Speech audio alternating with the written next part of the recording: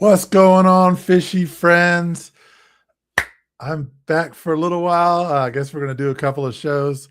My name's Grant Elliott. I am your host for the Lucky and Blessed Autism Invasive Fishing Tournament podcast that we're going to be doing fairly regularly from now until the end of the tournament, that goes for the month of April. I'm really excited to be here tonight. We have some really awesome guests, some young blood and some old blood. Scott, you're not that old, but but I'm going to go ahead and bring a couple of these guys in now. But stick around, guys. We've got a bunch of great prizes. We got some experts coming in. Eddie Weber's coming tonight. Scott's going to join us here. Austin from Channa Chasin Outdoors, Conrad, who won our tournament, and Alex, who's the assistant tournament director. But let me go ahead and bring in Scott. Hey, Scott, how you doing? I'm unbelievable, man. Better than I deserve, I like to say. Yeah, I'm trying to get you to normalize myself. Hang on a second. To not be, I want you to be bigger. Let's see. Oh, I'm big enough already. You're pretty big. You're pretty, you know what? I can just give you solo. Hang on. Question is, can you hear me while you're in solo? Oh, then we're good. All right. Well, Scott, you're the boss. You're the founder of this organization. You're the lifeblood and the guy that's really made this happen for the last year plus. So tell us about Lucky and Blessed, the mission, and kind of why you started it and how you see it fits a community need. Yeah, absolutely. First, let me say happy St. Patty's Day to everybody. Yeah, I've got my green on, my headphones. Yeah, I do too. It's my socks. I don't know if you can. Now I got to show you my socks. Of course. Uh-oh. We can make out some green. We don't have to pinch you tonight. Fish. They're fish. Anyways, fish sock for my daughter for Christmas. But no, hey, Grant, thank you so much for being here and running this podcast. I mean, obviously you have not only a vast experience in angling and in the fishy world, but you've done quite a few of these over the years. So we appreciate you coming here and also what you do to support. Hey, there you are. And what you do to support Lucky and Blessed Fishing on the board and advisory stuff that you do. It's just been and it's really in part your fault that we're here today, because you were the one that said, hey, you should start a nonprofit. No, right? You probably curse me every single day. I'm like, you're like that. I didn't realize it was going to be a full-time job with no pay, or very little pay, but we're getting there. But no, hey, we didn't do it for the money. We did it for the smiles, for the joy. And really it's been cool to see what's happened. We started as a fishing club, and we just wanted to give back. And actually it was my good friend, our friend, Captain Brian, I was on his boat one day and he's like, man, it would be cool to create something where we could give back and take out first responders and blah, blah, blah. So boom, he gave me an idea. Of course, the serial entrepreneur in me and the serial problem solver in me said, so I sat on that, but I had that idea in my head, and then just circumstances kind of came about. And here we are, where adult programs out there, adult day programs have found us. When we initially started Lucky and Blessed Fishing, it was for wellness. It was for my own mental wellness. I'm like, man, being on the water, being by the water, it's just therapeutic, right? And also I also found that being part of the fishing community was therapeutic. You know what I mean? I felt like there was a sense of belonging there. And just like you and Big Yacker and all these guys that initially I came on and I was basically fanboying and looking at everybody's fishing videos to try to steal all their ideas just so I could try to catch some fish. But really what happened is we just built an amazing community, but of like-minded people that had a heart to give back. And what's cool is that because we built that resource, now we we have about a dozen of these day programs that we support through fishing. Half of them stayed with us through the winter time. And we actually, again, stumbled into something that we had no idea, that this population of mostly adult population that we work with during the week have never been introduced to nature learning. We had an event last week, and this is a pretty high functioning group. And let me interrupt you really quick, Scott. Describe this population, because I would imagine that a fair amount of viewers will be encountering Lucky and Blessed for the first time this evening.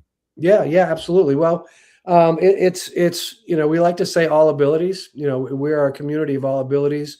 Our best moments are when we are kids, youth, and adults with and without disabilities together. Right.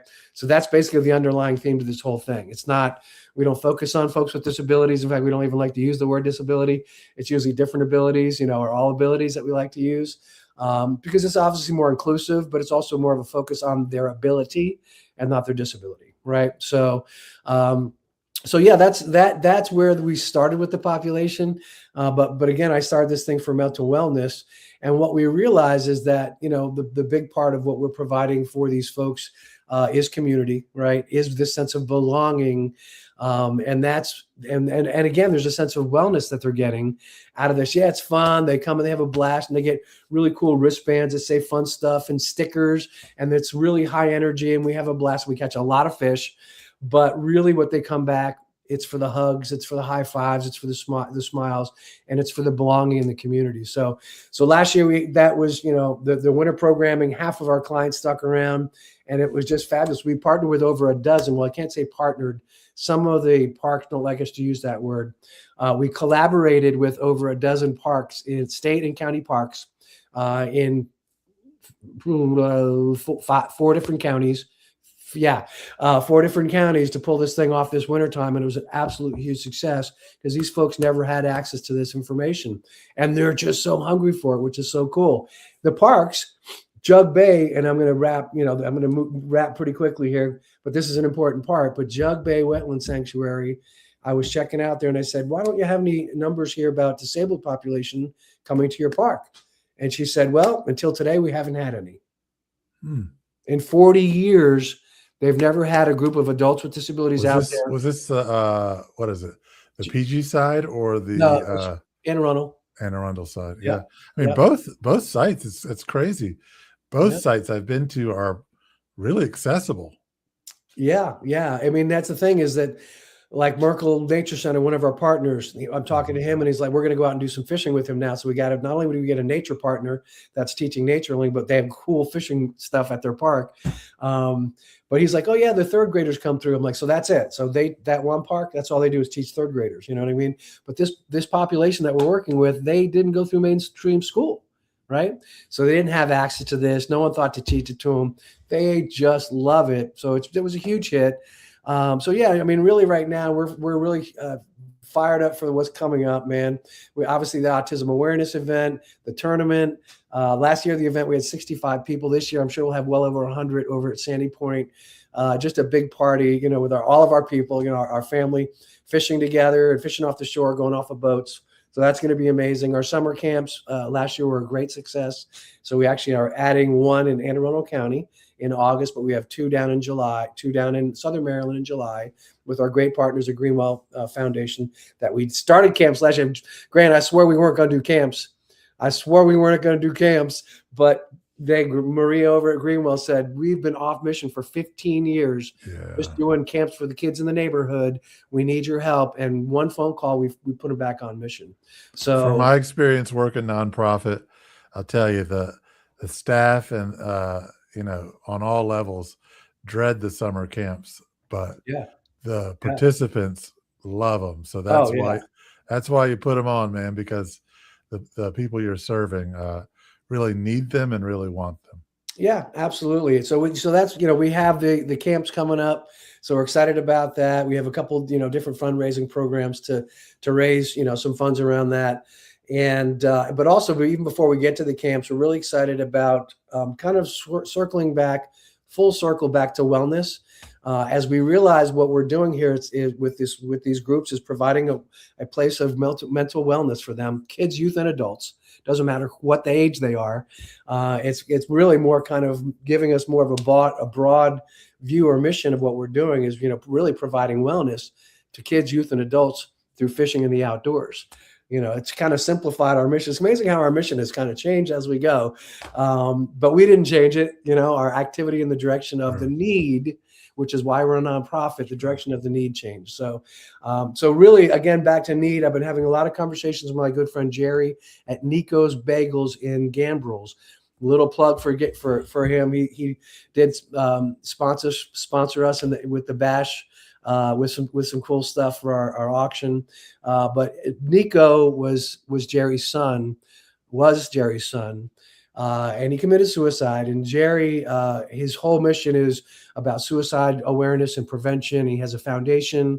But just in talking to him, and talking to some of my other friends that are parents, and also talking to some of our teens. We have about a dozen students, and man, I tell you, it's a crazy world between living in the face of Instagram, between going to TikTok and seeing bombs blowing up across the country.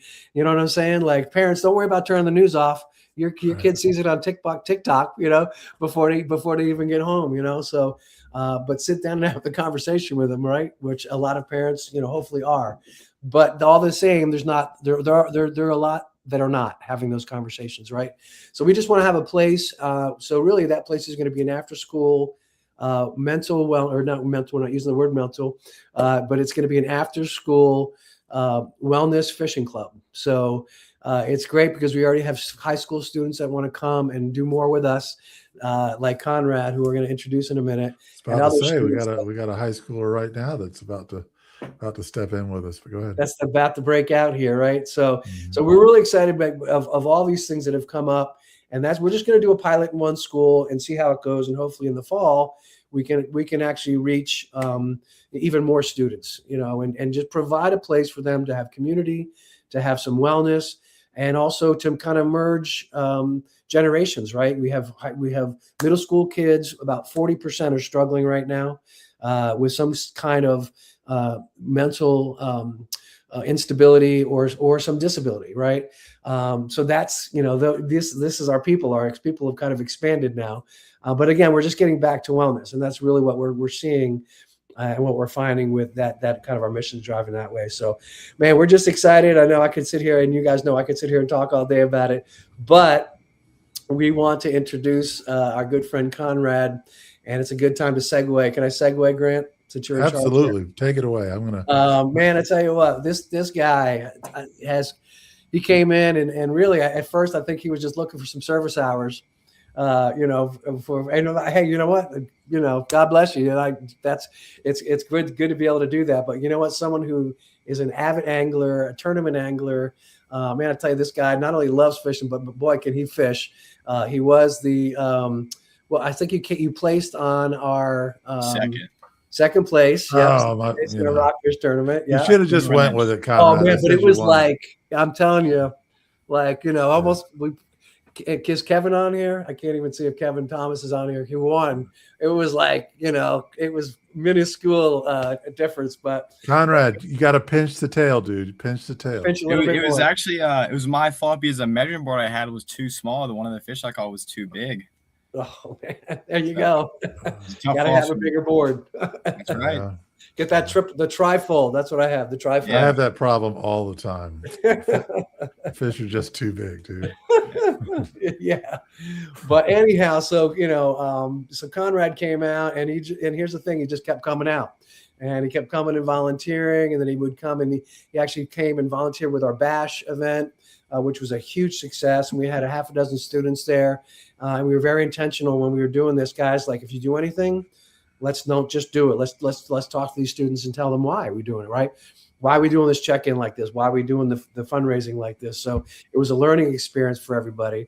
And Conrad ran our fishing game that we had over there next to the stage. But also he's been on some of our big events. He was at our TCP big cleanup where we had kayaks out in the water, bringing trash in. So he's been at some of our big stuff, And we're just really super excited because we talked about this last year about the possibility of him taking over as a director, but he was kind of on the fence because he knows he can't fish it. If he's taking over for the director, like your job, right? He's just can't fish it, but now I can fish it. So I'm excited because I can fish it now. So my name's not going to be on the thing. Welcome, Conrad. Thank you so much for joining us tonight. You know, you could have just gone with it when I said you won the tournament, but I guess that would have been taken away from the real winner. Yeah, but, I think Kevin might even be on here somewhere. I don't. Lenny is on. Oh, okay. And we'll bring him in a few minutes. Great. Bring him in a few minutes. But Conrad, let's kind of talk about your background. You know, you're in high school right now. Where do you go to school? Where are you from? And what got you into fishing? We'll start with a 3-part question. Yeah, so I go to Broadneck High School right here in Annapolis, and I'm a senior. So going off to school next year. But I got into fishing when I was probably 5, and it just started my dad taking me fishing for the first time. I caught my bluegill at the Tuckahoe State Park on the Eastern Shore, and it just exponentially grew from there. We ended up joining a boat club when I was 8, and I really loved that because it allowed us to explore the main bay and everything. And then about 4 years ago, I got my kayak, and that is probably my favorite way to fish, and I don't see that changing in the future. Just because it's very cost effective and it allows you to explore so much more water than from the shore. So that's kind of how I've gotten into fishing. And yeah, Conrad, I swear, before I started boat fishing, I swear I caught more fish from a kayak than I do now from a boat. And I think a large part of that is because when you're a kayak fisherman, you get one shot. Right, you pick your spot, and that's your spot. I mean, yeah, you could take the kayak out and put it somewhere else, but I mean, that's on your average day. That's just not going to happen. Mm-hmm. So what happens because of that is that you do your homework on the spot before you go. If you launch a boat in the water that can go 40 miles an hour, you're like, I'll hit 6 spots in that day, but you really don't know any of them, or you don't know if the fish are in any of them. So I think kayak fishing is a great thing. I really wish I made more time for it, and I plan to do that in the very near future. But you're a senior in high school. Not every senior in high school, even with the service hours you had to do, not every senior in high school is going to really have the heart and the passion to give back to an organization like this as much as you have. Is this something that's kind of always been a part of your life, or is, community work something that's relatively new for you? Yeah, so it's definitely something I've started to immerse myself more in. I would say when I was 14 or 15, when I was fishing, all I wanted to do was I wanted to catch the biggest fish possible. I just wanted to keep going out there. But once I started to get a little bit older, I started to realize that there's more to it. Fishing isn't just about the big fish. It's about kind of the connections you make with people. So I was looking to make some connections with people because I was very blessed to have my dad who got me into fishing at such a young age, and I have all these resources on my hand that allow me to go fishing. So that's when I stumbled upon Lucky and Blessed, and it's just like a perfect match. I'm like, I can go there, I can use my my experience fishing, and I can allow people who have never had the chance to go fishing on their own to go fishing for the first time and then explore the outdoors. And it just kind of made me realize that it's really cool that not just, again, like the fish you catch, but the connections you make along the way. And my favorite part was, seeing people there. And, at first they're real timid about, holding the fish. And then, once they catch food, you see them, they open the bail, cast a line out there, and all of a sudden they're reeling in their own fish. So it's just really crazy to me, the way that people can change us with a little bit of help. Yeah, well, you're obviously a very sharp kid, with a really good heart, and the organization appreciates you. And clearly is putting a lot of faith in you and trust in you, because you are going to be running the tournament. You are the tournament director for the Autism Awareness Invasive Fishing Tournament. How's that feel? Feels great. I really like it because I'm able to see on the flip side of what goes on, other than being an angler. As an angler, you pay the entry fee, you get your code, you log your fish, and either you win or you don't. As a tournament director, there's a lot more that goes on, and it's interesting to see, setting up the tournament, developing the web page, all that stuff that goes onto it. It is really cool. And, truly there might never be, it might never beat catching a fish, but, running a tournament and, seeing people compete and, catch their fish is almost just as fun. Well, I appreciate your honesty on that one.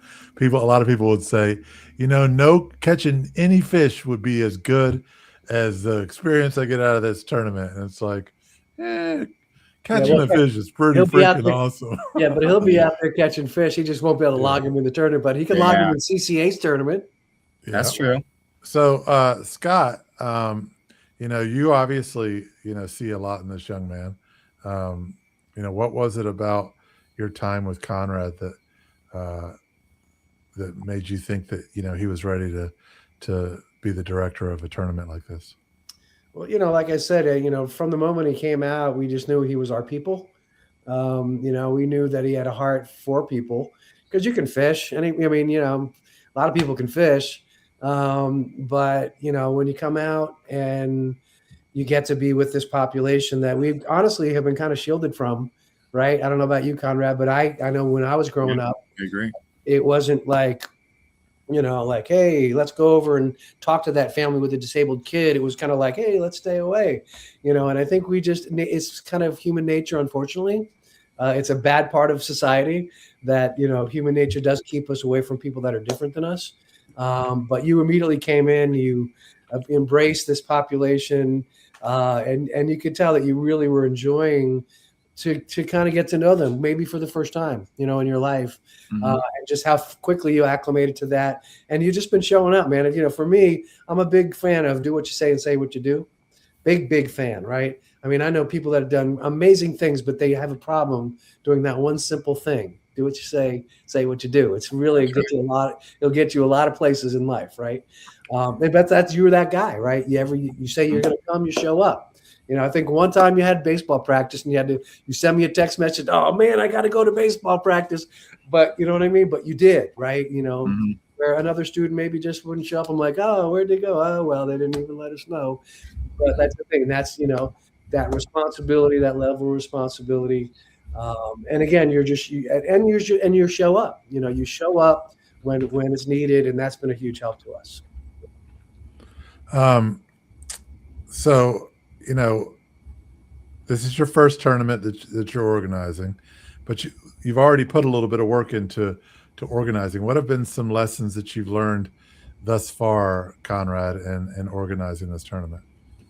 First thing would definitely be appreciate the people that actually run the events. So as an angler, I said I really running this tournament, I really appreciate that people actually put in the work to run these tournaments, because as an angler, you're like, oh, they just set it up and run it. But no, there's a lot more that goes in.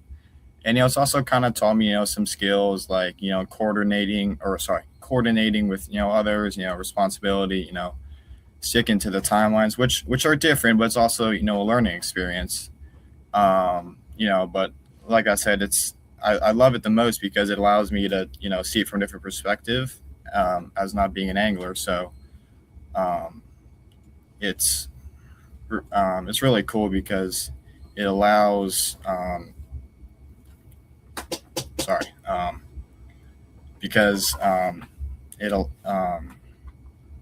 sorry, I'm kind of going off an edge of a cliff there, but you're fine, man. You're fine. Just wait till you get to be my age. That happens all the time. Right. No, yeah. Scott lives on the edge, man. And when they say living on the edge, it means really close to forgetting his frame of thought at any moment. Yeah. You play baseball, man. What position do you play? I play first base and I pitch. I also got into baseball about the same age as when I started fishing, about 4 or 5. And fishing may have taken the higher stand in baseball, but I still love both. Yeah, it sounds like the all-American childhood. So I guess this will be for both of you guys, but Conrad, I'll let you start first. How did we start this the autism invasive fishing tournament? So I think from the invasive aspect, we were really looking, because we know the problem these days with these blue catfish, destroying our ecosystem. So we were looking to, make a tournament, not only just to maybe fish for stripers or pickerel, but fishing for these snakehead and these blue catfish allows us to kind of, tackle the issue of, invasive species while we're also attacking our other problem, and that's, autism awareness, because we're getting, anglers involved and they're getting involved with us, LABF, and then at our party at the end of the tournament, we're also getting a lot more people involved in LABF. So we're just really, through this tournament, we're raising awareness of LABF and what we do and how we look to, include people of all abilities and, share the passion of fishing and the outdoors with them. Awesome. That's a great answer.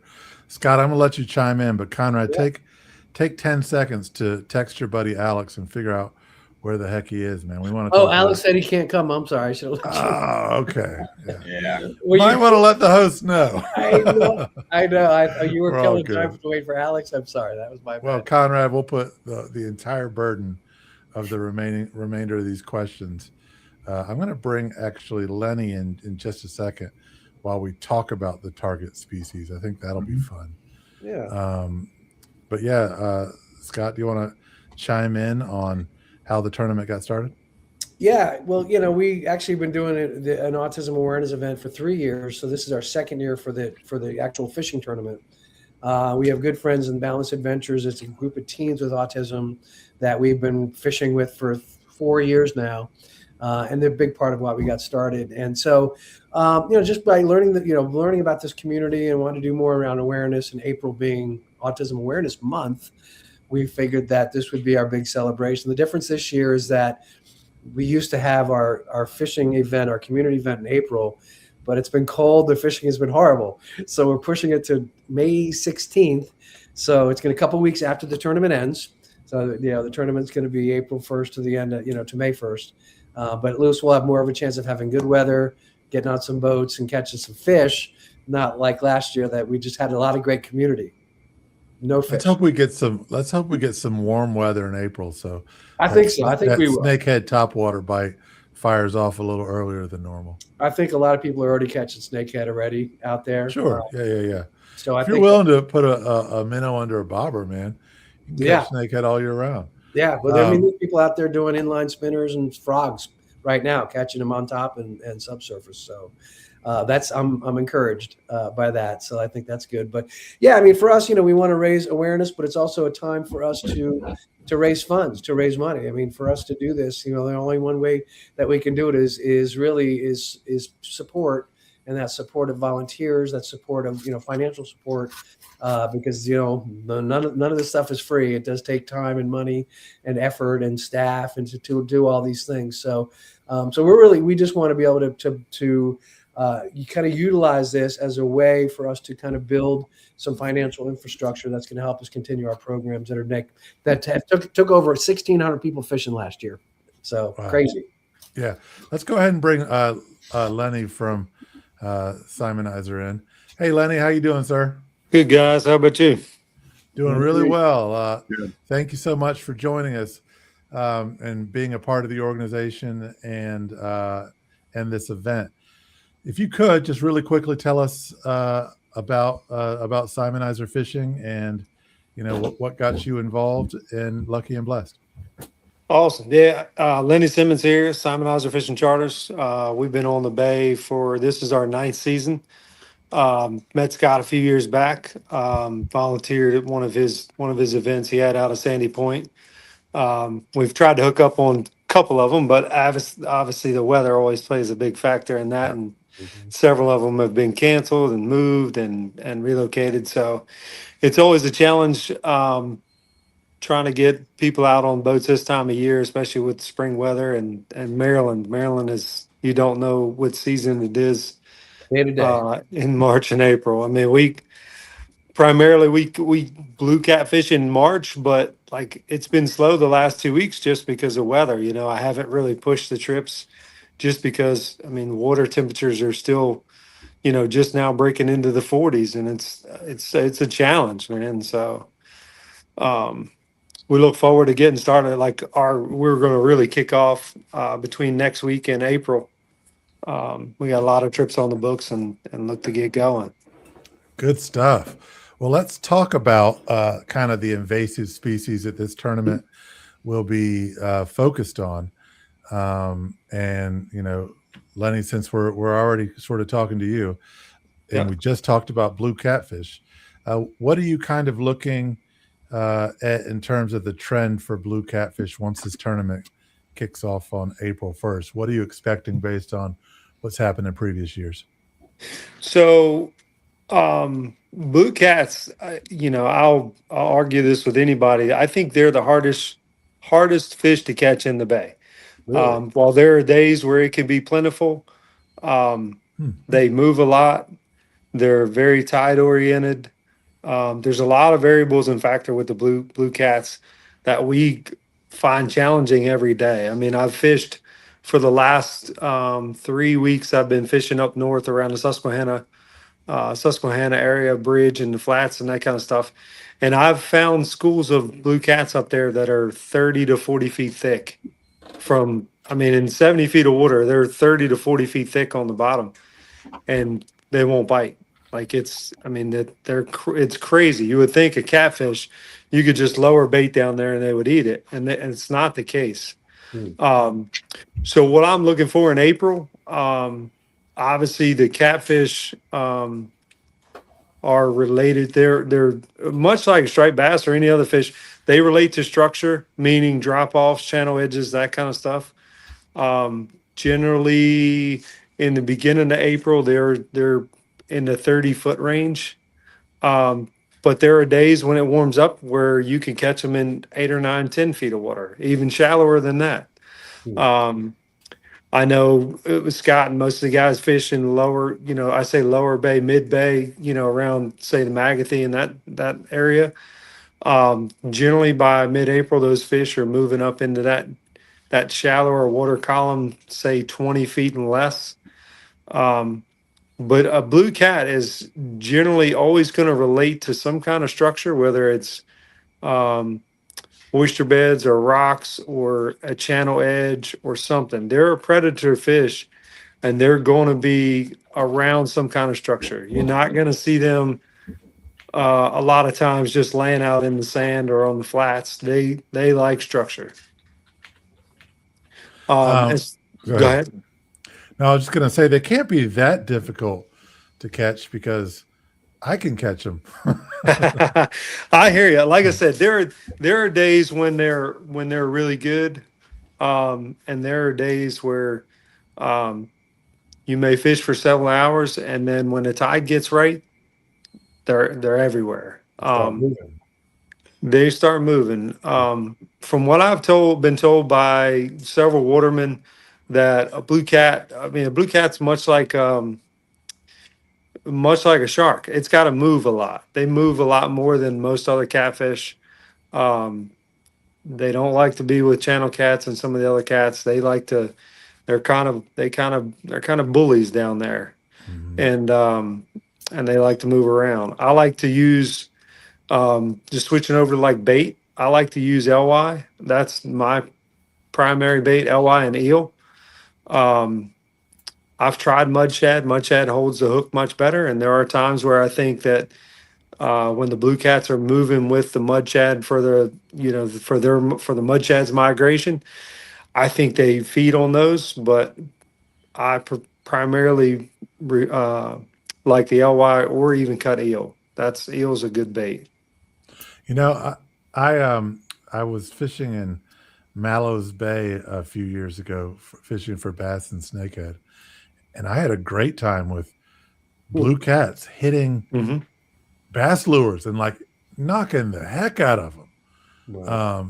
It was, and several times I was like, man, I got a really nice bass on the line, and it turned out to be, decent sized blue cat. I remember I remember probably 2 years ago, we were fishing off a Love Point over around the LP buoy in 25 to 35 feet of water. And there was a school of rockfish. We were rockfishing, we were trolling. And there was a school of rockfish suspended down 15 feet or so. And we were trolling, and we had to leave the school because we were catching more blue cats than we were rockfish. Wow. They were so mixed in with the fish, it's suspended, off the bottom. A blue cat, what a lot of people don't realize is they're not necessarily bottom feeders. They like to eat in the springtime, like in April. I primarily catch those blue cats with, they'll have LY in their bellies. I mean, usually just chock full, and they'll have those little clams. I don't even know what kind they're, like mano clams or something. There's just a little round, looks like a shell you would find at the beach, but they're covered all in the bottom. Anywhere where you can find those clams, that's a great area to target those blue cats in the early spring. I know, and people are going to probably disagree with me on this, but I know everybody says they're killing the crabs. And I'll just flat out disagree with that. And here's what I'll say, and this is just my opinion. I agree with that. Maybe down on the lower Potomac, where there's a heavy population of blue cats, and down in the Virginia waters where the crabs mix in. Where I primarily fish for the blue cats in the upper bay during the springtime, there's not a lot of crabs up there. So if I'm being fair, there's not a lot of crabs up there that time of the year. But their primary fish, or their primary bait that they're eating, is LY or like those clams. I've had their bellies completely full of those clams. Yeah. And I've tried crabs and with no success. And even as you push into the summer and you start catching, like when we go up there and like late May, we go up there in June, because you can fish for them in June. And we catch our limit of rockfish, we'll then move on to catfishing. Even with crab, you generally don't catch the blue cats. You mainly catch the channel cats. So I don't want to say I would argue that the blue cats are not eating the crabs, but a channel cat, its favorite food is crab. I mean, you can go anywhere in this world and catch channel cats on blue crabs. You know what I mean? Like, that's their favorite food.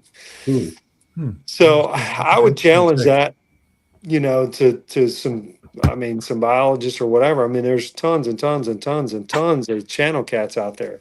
And I think they put a hurting on the crabs more so than the blue cats do. I'm sure, like I said, down in the lower Potomac, where the crabbing is different and the blue cat population is different, I think that you got a different scenario down there. But I think in the upper bay, a LY or an eel is going to get you more blue cats than a piece of crab will. Well, Conrad, are you more of a snakehead guy or a blue catfish guy? I'm more of a blue cat guy. I don't have a ton of experience with either, but my home waters are the Mclain 7. I will say that 2 years ago, when we got that big push of blue cats, I did catch. There were some big ones out in front of Mclain. I got my PB, which was about 40 pounds. Nice. But I do kind of agree with Lenny that generally where I am in the Mclain 7, the channel cats are a lot more predominant than like the blue cats from around me, because last year, I mean, we struck out on blue cats. There weren't anywhere near the mouth of the Mclain last year. Huh. And Scott, do you have any some experience with blue cats you want to? I don't. Other than I just I went out one time last year with a friend of mine and with eels, and we caught our limit on rockfish, and then we went and scooted over and caught a couple blue cats, which was fun. So that was just, we used eels all day, kind of live lining them type of deal. But yeah, not a lot of experience. And the only other experience I have is, and you mentioned catching one by accident on a bass bait. Several. I was out fishing with a buddy, and he's like, "Hey," I'm like, "Man, there's a big fish down there on my fish finder." He's like, "Yeah, it's probably a blue cat." He said, "Throw that white chatterbait at him." And he said, "Just throw it there, just kind of bounce it off the bottom." And I did, bam, and he slammed that thing, man. It was so fun. That was the biggest catfish I'd ever caught at that point. I mean, they eat. I think that's the moral of the story. It probably didn't matter what I threw at him. Yeah. I just dropped it right in front of him, and that just kind of worked out perfectly. But that was really my only experiences. I typically, when I catch catfish, I'm like, "Oh crap, we caught a catfish." I'm not trying to target catfish. But this is a whole other thing, because I do know, like, I really want to catch a really big blue cat, because I just love catching really big fish. I know it's going to be like pulling in a couch or a coffee table. Well, the next few weeks is, I think, your chance to catch some big ones. There's a lot to the blue cats, where I say other species of fish are simpler to catch.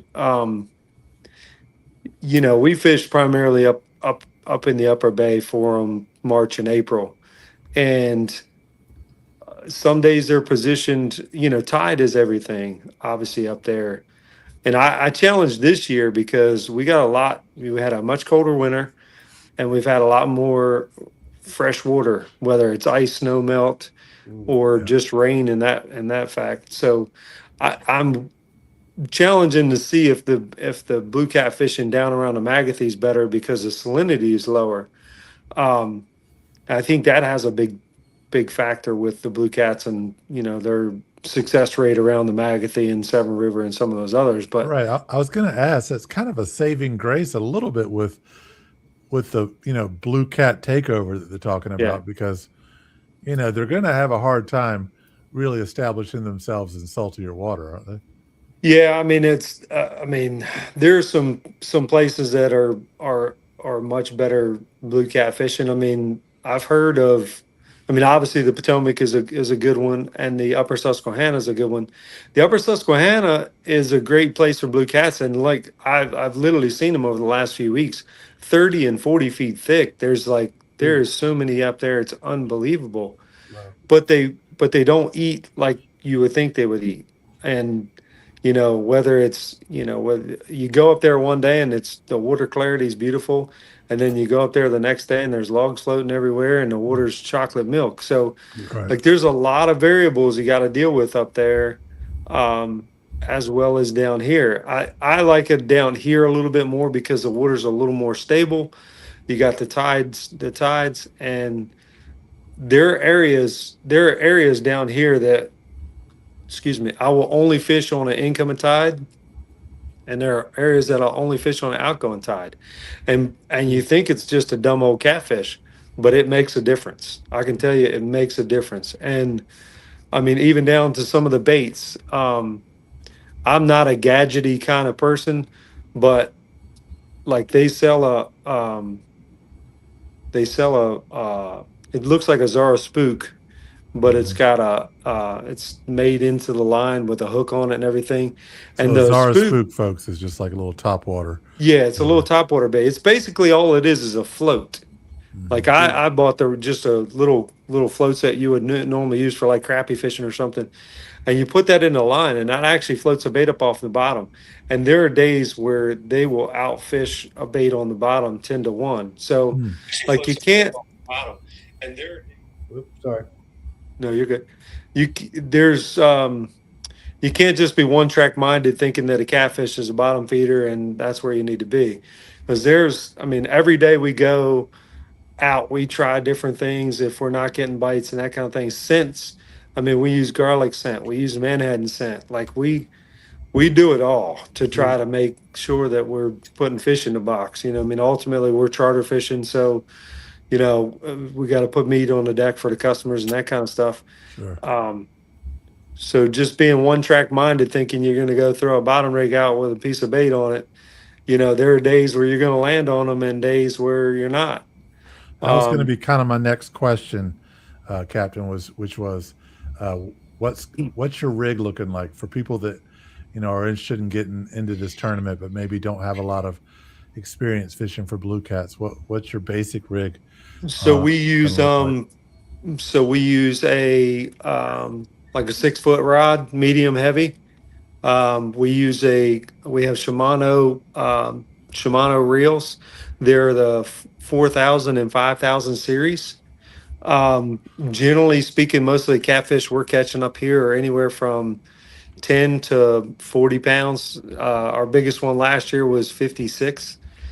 And those reels will do fine, 30 to 40 pound braid. And then our leader is about 40 or 50 pound leader, depending on what we're doing. Our rig is generally we just use a fish finder rig with 2 to 3 ounces of weight. And our rig, like I just said, we'll use those Zara spook rigs. There's a couple companies that make them. Mag Cats has their version. There's a local guy, John Burrow, that makes them. It's just a Zara spook with a rattle in it. They got rattles in them, and then it's got like an 8 or 10 odd hook on the end. It's a big hook, and they can handle they handle those big cats. The biggest thing when you hook up those cats, they get to spinning, and if you don't have good line, it'll pop them off. But that float helps get them baits off a bottom, and I think sometimes that is a good key factor. Last question I had for you before we move on to snakehead was, you mentioned that you can have a day of clear water up in the northern parts of the bay. Yep. Towards the dam, I believe you were talking about, and then the next day you'll have chocolatey water, whether they let the dam open or whether. I was sort of always under the assumption that blue cats were heavily scent driven, that you could catch them in muddy water because they're going to find the bait through scent. Is that not the case? So I don't know the answer to that as far as like biologically, you know what I mean? I don't know what the true, I have an opinion. Sure. And I believe that my opinion is yes, they are scent driven. But I also think with the blue cat, I think they're more of a predator fish than a channel cat, meaning I think they hunt, you know what I mean? They hunt with their eyes. And I think and I know this from like bow fishing a little bit, I think there's they use their lateral lines and the vibration and that kind of stuff. Just like you said with that chatterbait, you caught that blue cat. Right. I think they can feel that. And vibration and noise and that kind of stuff, because like when we bow fish, we would bow fish and we would run with the motor, and sometimes you would trim the motor up out of the water so it would churn the top of the water, and the blue cats would come up to the side of the boat and we would shoot them. You know what I mean? That propeller at a certain RPM, a certain vibration would trigger them blue cats to come up to the surface. Wow. And between that and the lights, they would just come right up to the surface, right next to the boat, and you'd shoot them. Like you wouldn't even have to track them down. They just come to you. So I think the blue cat, and maybe I ought to do a little more research on, actually what triggers a blue cat to bite. I think always scent is always a good one. Scent is always good, no matter what fish you're fishing for. I think where that lure comes into play with the vibration and the rattles and that kind of stuff, I think that plays a factor. And I tell you, it may sound silly, but a lot of times when I'm fishing, I leave my boat running. And I don't know, maybe that vibration goes down the line. I'm sure it does. It may help, may or may not, but I don't know until someone proves me wrong. But science can say a lot about a type of fish, right? But there's blue cats everywhere. So I would tend to take on the water experience in a region before I took the science behind a fish, because it's just, catching a largemouth, for example, in a pond in South Carolina is a lot different than catching one in a river in Maine. So, I think your on the water experience is invaluable. So snakehead, who wants to chime in on that? Scott, I know you have some snakehead experience. What about you, Conrad? Are you a snakehead angler? I am. So I have not gone too deep of a dive in northerns, but I will say when I went to Florida, bullseye snakehead, if you guys ever make it down to Florida, those are superior. But going back to northerns, I gotta tell you, man, they are superior to northerns. But going back to northerns around here, I presume in April we'll probably have water temps in the mid 50s starting by then. But earlier in the tournament, I would tend to think that the eastern shore would be better because that water is much more tannic. The transquaking black water, little black water, will warm up much more. So if you get like a 70, 75 degree day, shooting out to some of these eastern shore rivers is probably your best bet. 100%, and earlier in the month, probably your subsurface chatterbaits, swim baits, spinnerbaits are probably gonna be better. But if you get a warm day, don't be afraid to throw some top waters or frogs and whatnot. And also, if you're a beginner, there's nothing wrong with soaking a minnow too.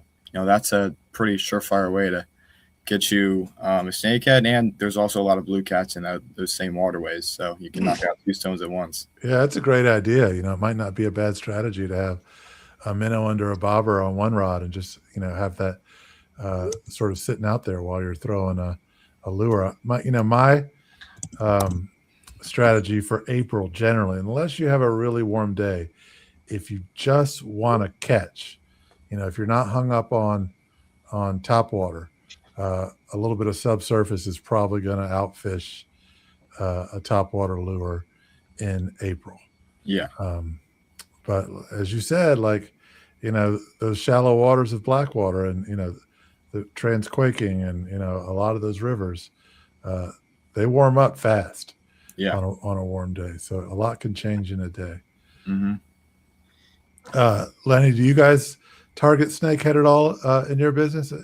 So primarily no. So most of our snakehead, we did a lot of bow fishing the last couple of years. This past season, I sold my bow fishing boat just so we could. We bought another boat, a light tackle boat. So we do offer some light tackle stuff, and it's set up for doing smaller groups and that kind of stuff. My background is bass fishing. That's where my heart comes from. Snakeheads, some of the places he named, Transquake and that kind of stuff, like those rivers warm up fast. And Transquake is probably my favorite place to ever fish, but the river's no more than 3 feet deep the whole way. You know what I mean? So yeah, throwing a topwater bait, one wag of the tail, the fish is on the surface anyway. So it's I think snakehead, the explosion and that kind of stuff is what people seek from the top water and the action of it. The bite is a lot more exhilarating than catching it subsurface, but snakehead 100%. Is snakehead or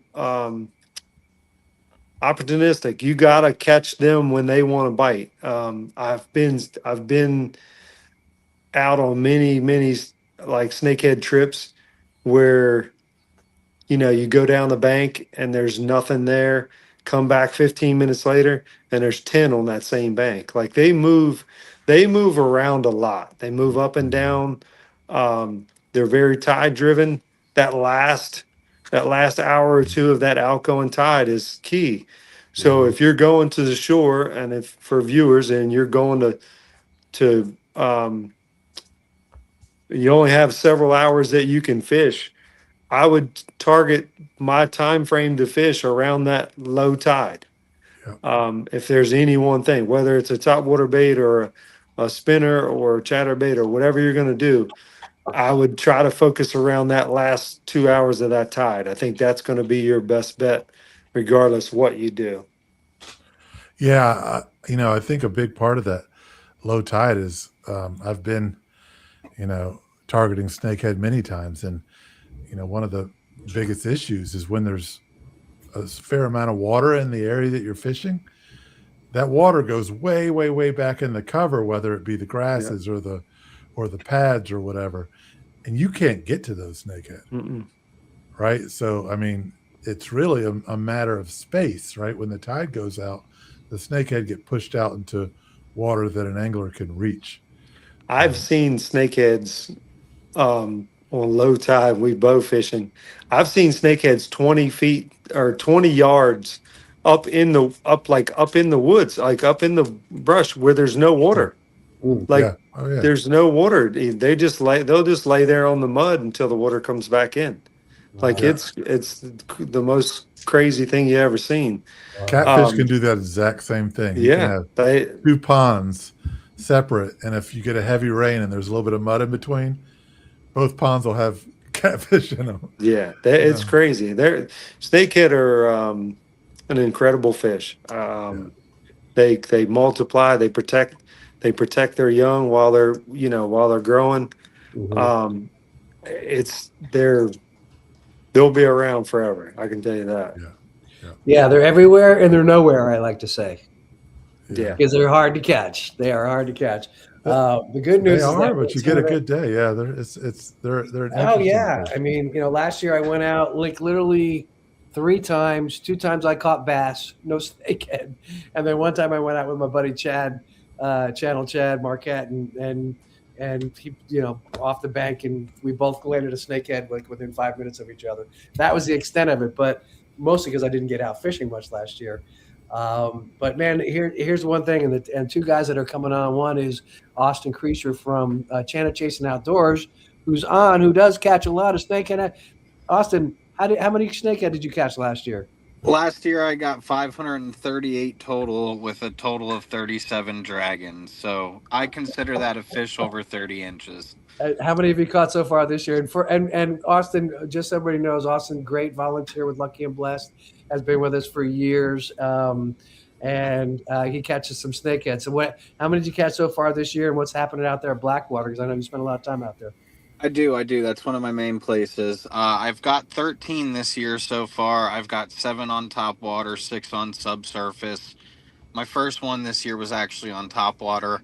One of the things I'll say for the Eastern Shore, even the Western Shore, if you can find shallow ponds that have some dirtier water, more stagnant water, there's the spots that you're going to find the snakeheads at right now.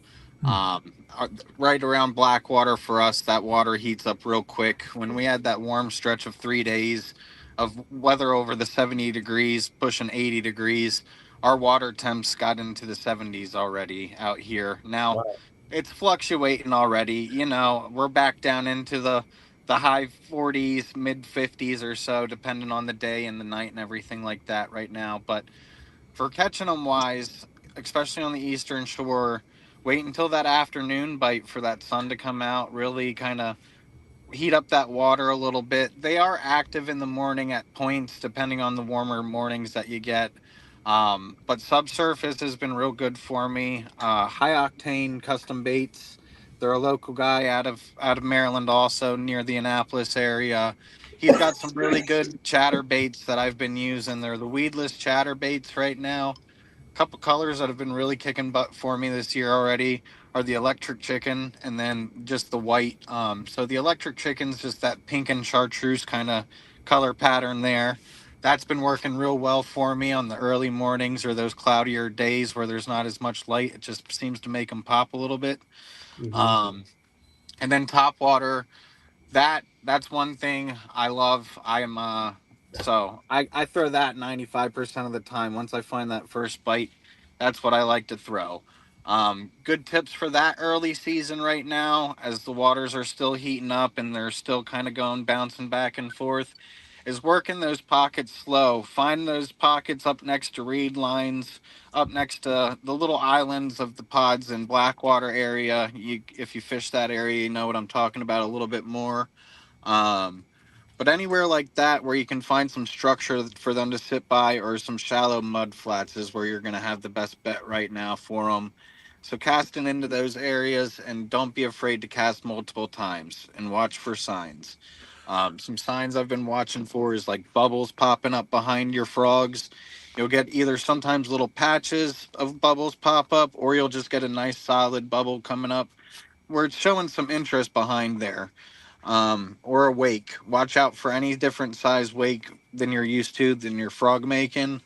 Those are good signs, and they might not hit the first time you cast in there. Sometimes it takes 5, 6, 7 times for them to actually get active on it and show some signs.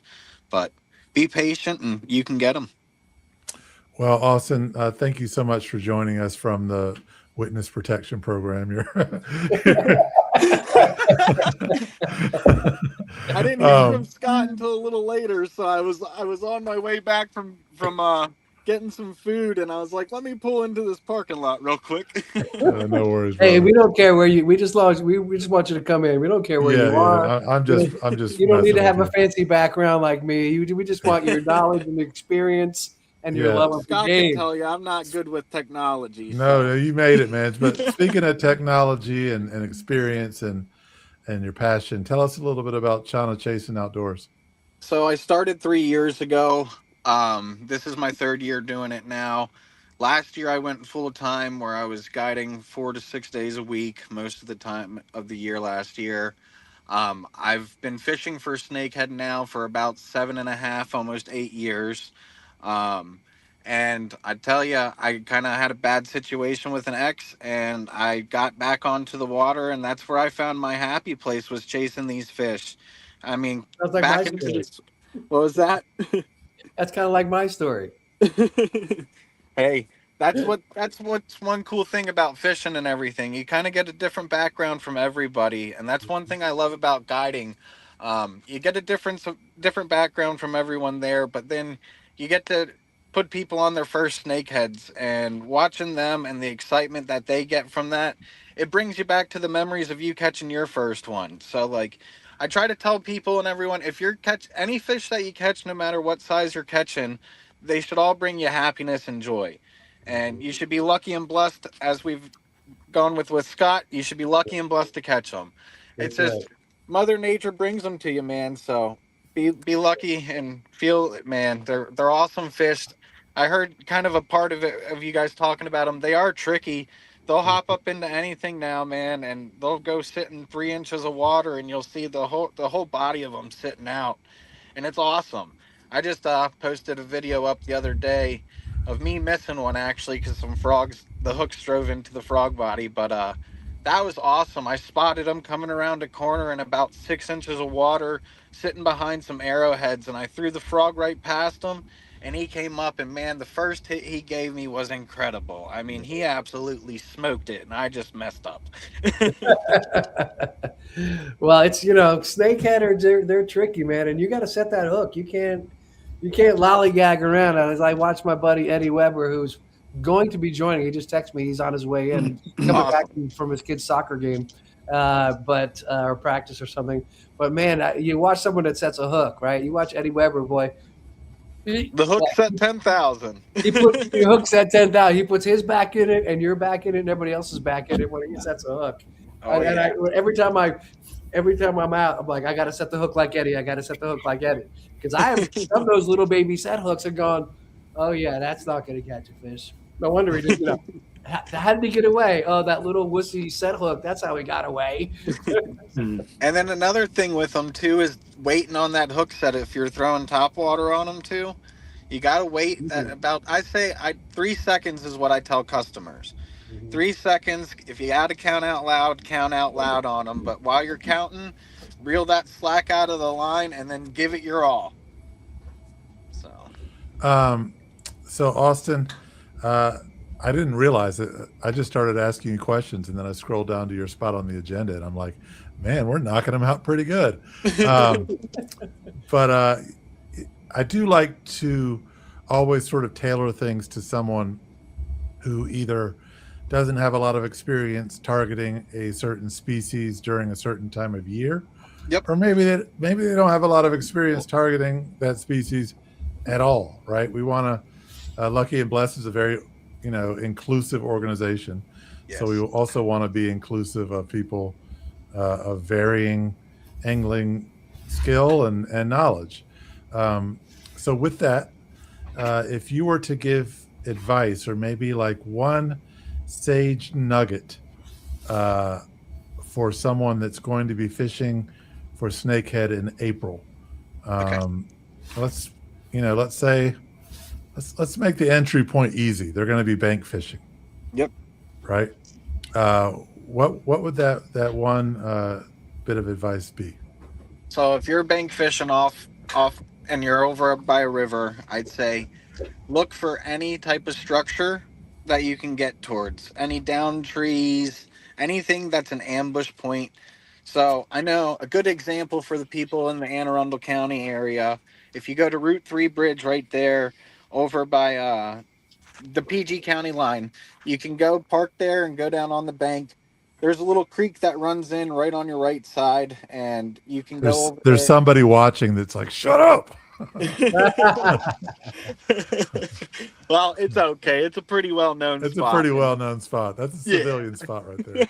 Yeah. But you can go there and, I mean, throw chatterbaits at this early time of the year. Yeah. And don't be afraid to throw out in the channel at some, too. You'll get them cruising through the middle at that point. But if you can cast by any down trees, any down structure there, or any points where they can ambush at, that's an awesome time, awesome thing for snakeheads early season is spots like that. If you want to work topwater, like I was saying, work it slow. And don't be afraid to recast into spots. Watch for any sign behind your lures. Topwater is one of my favorite things. I mean, you can't beat that blow up from a snakehead. I mean, it just gives me the drive. That pop. That pop drives me. So for topwater, I'd say definitely try to find those shallow flats areas where you can get some structure in there too underneath the water that they can sit at and ambush. If you're coming towards the Blackwater area, look for those islands. You'll see they're little kind of tree branch islands in between, because you're not getting many lily pads yet. They are starting to pop out, but you're not getting much. So what I've been noticing is about midday, they've been pushing in from about 10, 15 foot sitting off the shore to about that 5 foot or right up against that reed edge or those islands. And they're just waiting there to ambush fish. They're not trying to use much energy at that point with the water still being chilly. So work lures slower. Don't have that patience. And with the short strikes, if you're getting them and they're just biting your tail over and over again on those chatterbaits, just slow that reel down. Because, I mean, you can almost jig those chatterbaits if you have to. If you see those bubbles pop up after you get that short strike from them, cast back over top of them, and you can almost just jig it right up and down in front of their face. And as you're pulling it up, that chatter will do the action for you. And no pressure, as Eddie just came in to the studio. But if you had a chatterbait that you were going to recommend, no pressure with Eddie right there. I'm telling you right now, high octanes or tailored lures. Those are the two that I throw nonstop. Those are the two guys. They're local guys. I like to support the local guys around here. Both lucky and blessed sponsors, by the way. Exactly. Yeah. Guys, I apologize to some of our guests. Eddie's about to come in. And Austin, we've been talking snakehead. You guys don't all have to stay the entire time, right, Scott? Oh, it's not a problem. Yeah, stay if you want. We love having everybody here because we're about community. So if you need to bail, I'm going to go get another beer. So. I do got to jump, but I went out to the garage and got the lure. I just wanted to show you guys this real quick. I do got to jump, but this is one of the blue catfish rigs I was talking about. Oh, that's awesome. It's just like I said, it's a spook, and then it's got a rattle in here that spins. And then just a big hook. So that would 100% work for rockfish. Yeah, no doubt. That would 100%. I mean, if you had nothing else in the box, that would catch a snakehead for sure. In case anyone's wondering, I'm pretty sure those are called takedown rigs. If you guys want to look them up online, I think they're called takedown rigs. Yeah, everybody's I forgot to mention that Conrad also is a part-time employee at Anglers. So he knows. Oh, no way. He knows his stuff even more than you think he knows his stuff. Yeah, so we got all your blue catfish and snakehead needs over at Anglers if you guys need to stock up for the tournament. There you go. I'll tell EJ give him a plug. I'm going to bring Eddie in because Eddie, I got to roll, guys. Take it easy. All right, take care. What's up, Eddie? Thanks so much. Good to see you, buddy. I'm watching Eddie on the little thumbnail preview, and he's like, standing like this, like he's getting ready to go. I'm ready to go. I'm Like, he's calling off ready the to- bench, man. He's Calling like, off the bench. Let me in. Let's set 10,000. This dude is high octane right now, man. How Eddie, you you're guys my doing? man. I don't know why, but every time I do something with you, I like pick on you and like give you a hard time. All good, man. All good. I It's can probably roll because with you're it. so nice. It's like, and I'm just a jerk, and I'm just like going at nice people. How you doing, brother? It's been a while. You doing well? I'm doing good, man. I'm doing good. Yeah. I just got back from lacrosse practice. That was the chilly one. Yeah. I've got to work outside tomorrow. Maryland weather not making up its mind, huh? No. Brutal, man. Just so brutal. I'm so over it. I'm so over it. Well, your timing was fantastic because we just kind of wrapped up the snakehead specific portion. So We'd love for Eddie to chime in a little bit, maybe. we Huh? would Perfect. like Eddie to chime in a little bit on. How you doing? How you doing, Scott? Good to see you. Austin, what's up, Conrad? How you doing, man? Good. Good, man. Good. But you know, you are the sponsor spotlight for tonight. So before we pick your brain about snakehead, Oh, you know, I tell just us about lost high everything. octane custom baits. Tell us about your fishing background.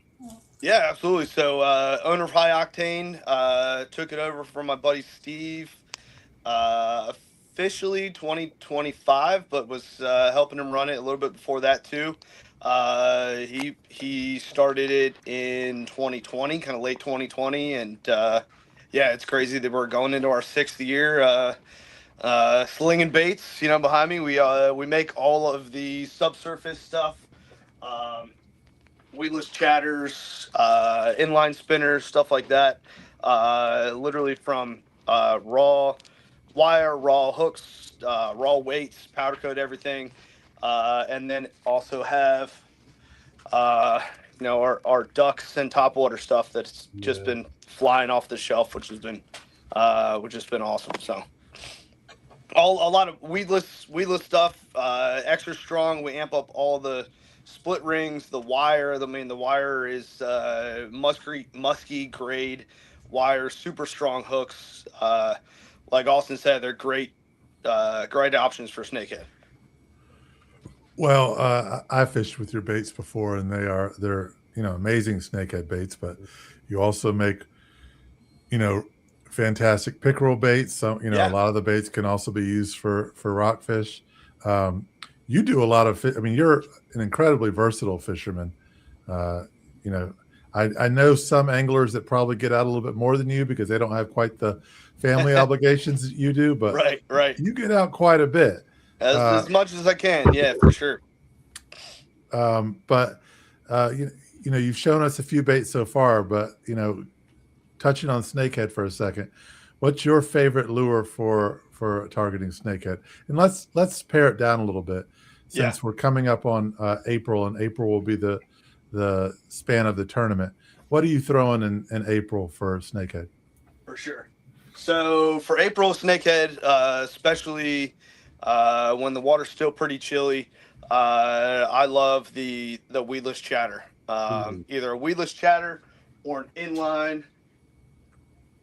Pulling them off the rack here. An inline spinner. So they're both weedless. So like when Austin was saying, you know, as soon as the pads start coming up, you can throw them into those pads and kind of slowly reel them out. And they're not going to get hung up because it has a EWG. It's called a worm hook there. And so you can rig that weedless. Comes through super streamlined. That's be my number one. I really like this red and white color. Also, a lot of people throw red in the springtime, but it's still kind of pretty. underrated. Yeah. Well, they got to catch the angler too, man. You know. Yeah. And then I steer towards chatterbaits because I like feeling that thump through the water, and I feel like I can control it a little better. The inline spinner is also just a fantastic option. Screw lock for the paddle tail there. Still comes up weedless and kind of spins horizontally, like inline, rather than a chatterbait, which is going to give you more of a thump. And it's got a single hook on there. I notice a lot of those baits that you see have a treble, but that's, you know, not only a single hook, but it's a come on, help me out. Weedless. Thank you. Yeah. So, I mean, that's the big thing with snakehead, right? And pickerel. And I mean, a lot of these work for pickerel too, and bass, of course. But they are, especially in the summertime, they're in the thick stuff. And springtime too, you can throw these into the sticks, into the. A lot of times they'll be sitting up against wood before the pads and stuff come out, so you can throw this up into that wood and just, like Austin was saying, actually kind of jigging it out, almost like pull it to the top and let it fall, pull it to the top and let it fall. Because a lot of times when I'm throwing into spots, they're hitting it as it's falling. Wow. Yeah. So you've been involved with Lucky and Blessed for a bit now. What sort of got you and High Octane involved in Lucky and Blessed, and why do you think supporting youth fishing in Lucky and Blessed matters? Yeah, absolutely. Love Scott. I mean, we met on a fishing trip one time and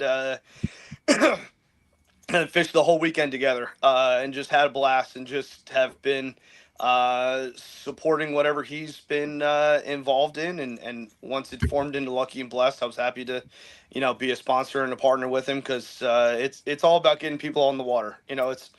I do see a cool movement of younger fishermen out there. It's not just there's a new catch and release mentality, the sport, just the catch, the chase, rather than our dads and our grandpas were all about just like, we got to fish to eat, right? We got whatever we catch, we're going to eat. And I think it's a lot more people in it for the sport of it, which is super cool. And I know Scott's doing a great job with that as well. So, well, I mean, I think when I first met you, you were among those young anglers that were fishing. But do I see a couple of grays coming in on that beard? Oh, dude, 100%. 100%. God. Yeah, man. What is going on? I can't say anything. I got a 9 and a 6-year-old just running around with playing lacrosse with 10-year-olds, 9 to 10-year-olds. That'll put a couple grays in there. Sure. Yeah. I mean, it's a violent sport. Yeah. But not only are you a sponsor, not only are you a fantastic guest that has lots of information for everyone watching, but you're also the bearer of giveaways this evening. Yes.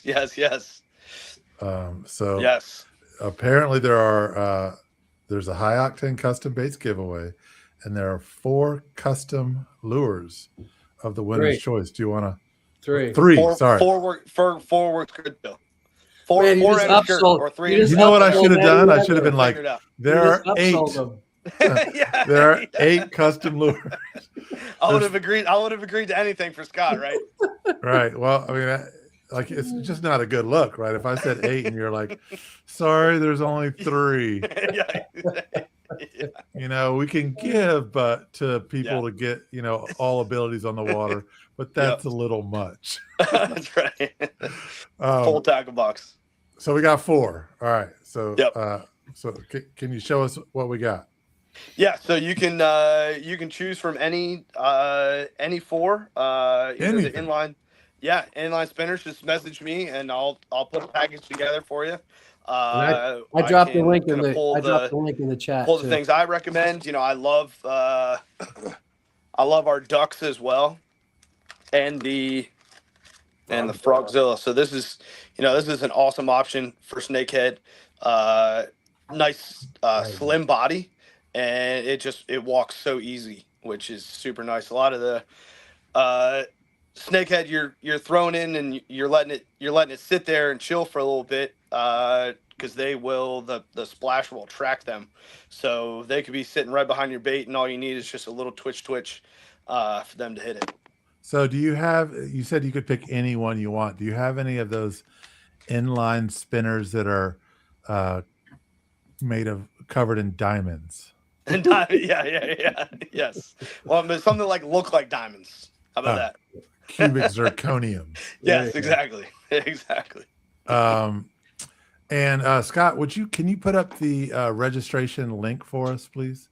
Absolutely. If And you it really, can. you can just hop on the website. It'll force you because it pops right up in your Oh, face. Scott, you might be muted or something. I don't hear you. Oh, you know, No, I hear him. I hear him. Oh, I didn't hear. I wasn't Yeah. here. all right. Yeah, I mean, just go to labfishing.org. Just go right to our website. It'll pop up and send you right to our page. You can also go to marylandinvasives.com. I'm gonna type that in the chat here. And that just goes right to our tournament page. And you can see our sponsors on there, our lovely sponsors who you have a few of them on here tonight. So we're starting to list our sponsors. Can you still hear me? I can't hear him, Grant. I can hear him. Oh. It's just, I guess your technology isn't very high octane. Yeah, I guess I don't know. I'm in the garage. It's like sputtering. Can you hear me now? Can you hear me now? Scott, I've heard you the entire time. Okay. Yeah. All right, good. All right. So someone can translate to Eddie. Okay. We'll give him sign language. Yeah. No, I mean, if he can't hear me, then I'll just pass it back to you. But No, where were we? I forgot now. you were just giving us a registration link. Oh, registration. Yeah. So Yeah. Maryland Invasives. Here's what's cool, guys. When you go hop on the site, you can just do a one-time registration, which is normally $60 for the tournament, but there's early bird registration, so it's actually $50, and that's until April 1st, and then it goes back to $60. We also have another option that you can actually become an LABF member. It's only $20 a month.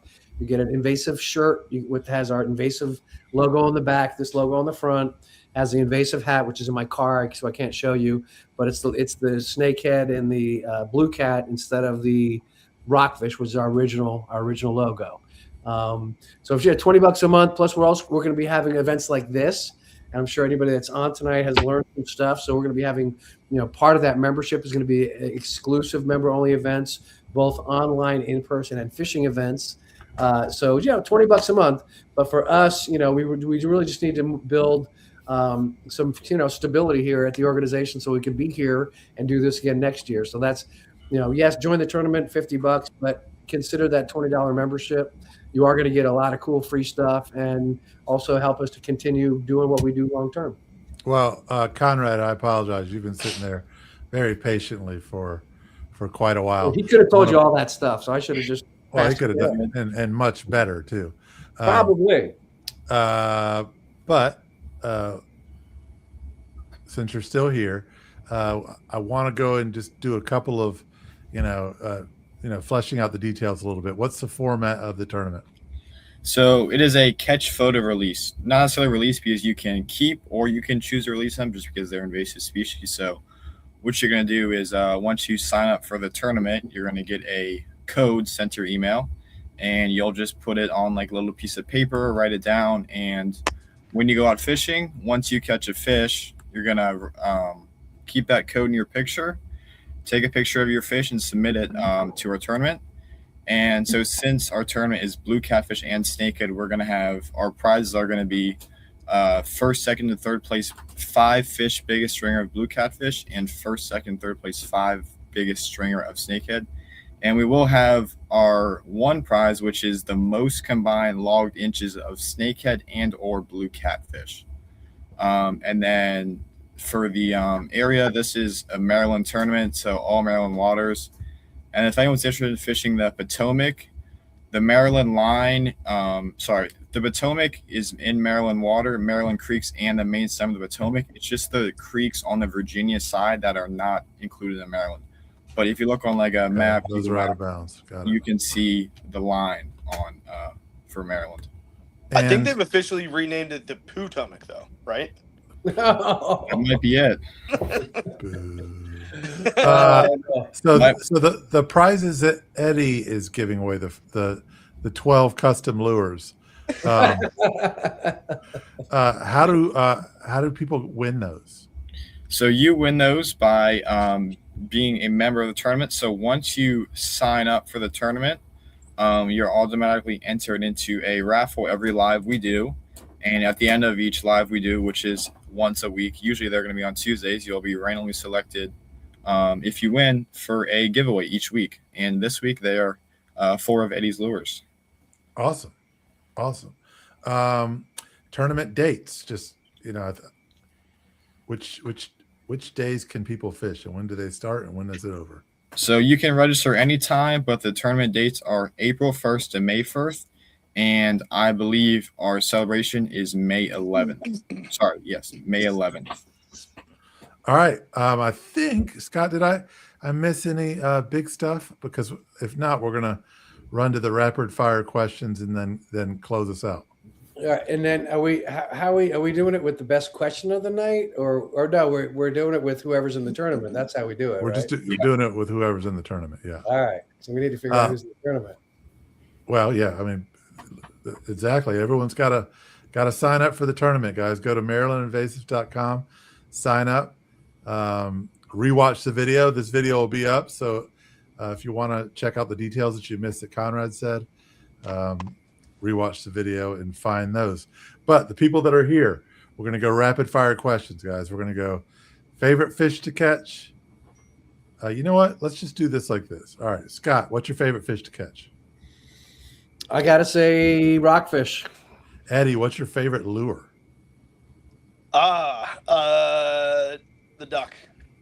HSCB duck, double bladed. All right, get that out to show people so when the questions come back around to you. Okay. Conrad, best fishing memory.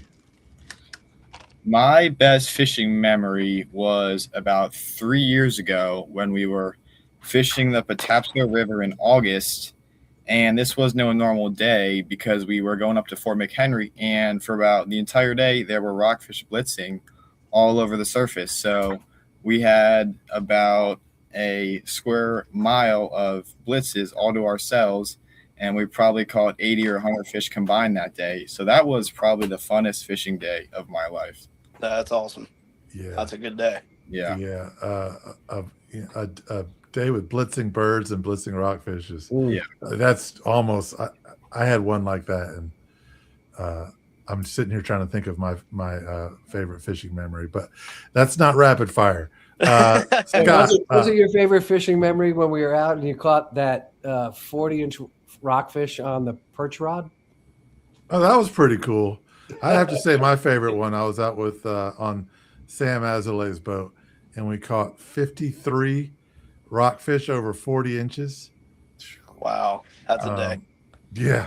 And that's with Fig. Fig's on here somewhere. I just saw him. I don't think Fig was there, actually. Oh, really? I think that was, that's why you caught so many, because Fig wasn't there catching them all. Yeah, Fig was out on the water, and I don't, Fig has had a lot of great days. I don't think that they did particularly well that day, and we just found one spot. I mean, it's the bay, so I don't mind sharing. Main stem of the bay, there's really no spots. No, you're not part of these spots. Off Taylor's Island, about this time of year, maybe a little later. And man, the gannet came out of nowhere, and holy cow, that was crazy. It's exciting. It is, I mean, that's probably why I like rockfish so much. Is this, there's so many different ways to catch it. I love catching on my kayak. Obviously, that's my favorite. But going out with the guys on a boat and catching them big 40-plussers. And the whole bird show and the whole game, the chase, and there's just there's just nothing like it. Scott, back to you. Favorite Chesapeake Bay fishing spot?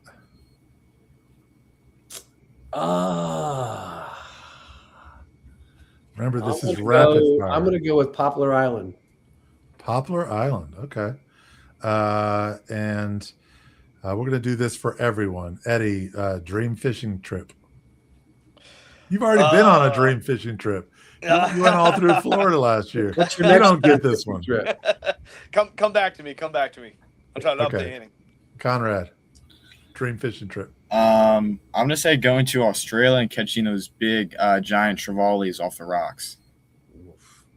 High school coming up with a strong answer. Let's go. What you got, Scott?